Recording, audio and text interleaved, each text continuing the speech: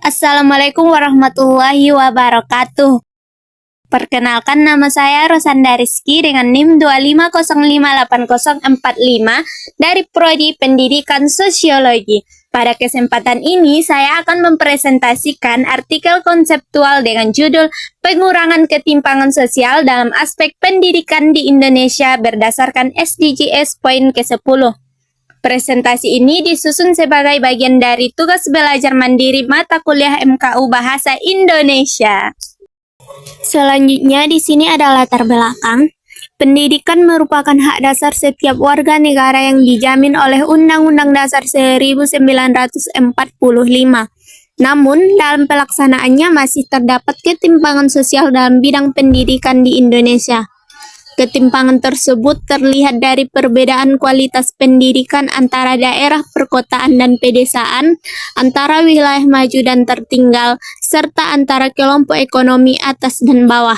Kondisi ini menjadi perhatian serius karena dapat menghambat tercapainya keadilan sosial dan pembangunan berkelanjutan.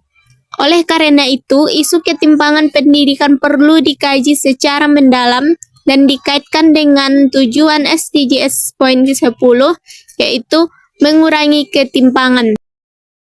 Berdasarkan latar belakang tersebut, terdapat beberapa pertanyaan mendasar yang menjadi fokus pembahasan, yaitu: pertama, apa saja bentuk ketimpangan sosial dalam akses pendidikan di Indonesia, dan bagaimana peran pendidikan dalam mendukung pencapaian SDGs 10. Selanjutnya, tujuan penulisan artikel konseptual ini adalah untuk menganalisis bentuk-bentuk ketimpangan sosial dalam bidang pendidikan di Indonesia. Selain itu, artikel ini juga bertujuan untuk mengidentifikasi faktor-faktor penyebab terjadinya ketimpangan pendidikan, serta menjelaskan berbagai upaya dan solusi yang dapat dilakukan untuk mengurangi ketimpangan tersebut sesuai dengan SDGs poin 10. Selanjutnya di sini ringkas pembahasan. Timpangan sosial dalam pendidikan di Indonesia dapat dilihat dalam beberapa bentuk. Di antaranya adalah keterbatasan sarana dan prasarana pendidikan, terutama di daerah terpencil dan tertinggal. Selain itu, masih terdapat kekurangan tenaga pendidik yang berkualitas dan belum merata distribusinya.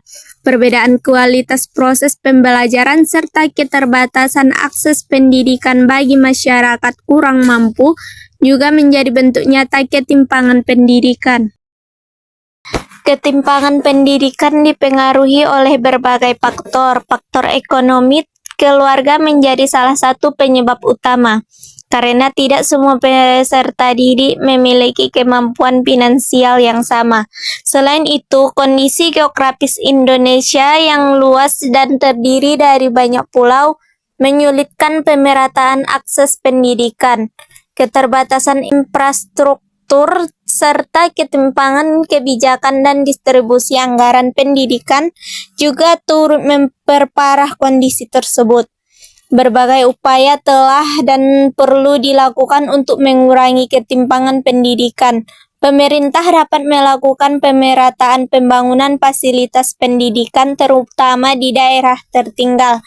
Program bantuan pendidikan seperti Kartu Indonesia Pintar, beasiswa juga berperan penting dalam membantu peserta didik dari keluarga kurang mampu. Selain itu, pemanfaatan teknologi juga digitalisasi peserta pendidikan serta peningkatan kualitas dan pemerataan guru menjadi solusi strategis dalam mengurangi ketimpangan pendidikan.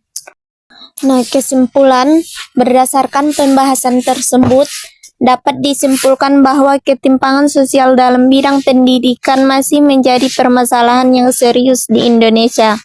Ketimpangan ini dipengaruhi oleh faktor ekonomi, geografis, dan kebijakan pendidikan. Upaya pengurangan ketimpangan pendidikan sejalan dengan tujuan SDGs poin ke-10, sehingga perlu dilakukan secara berkelanjutan melalui kerjasama antara pemerintah, lembaga pendidikan, dan masyarakat.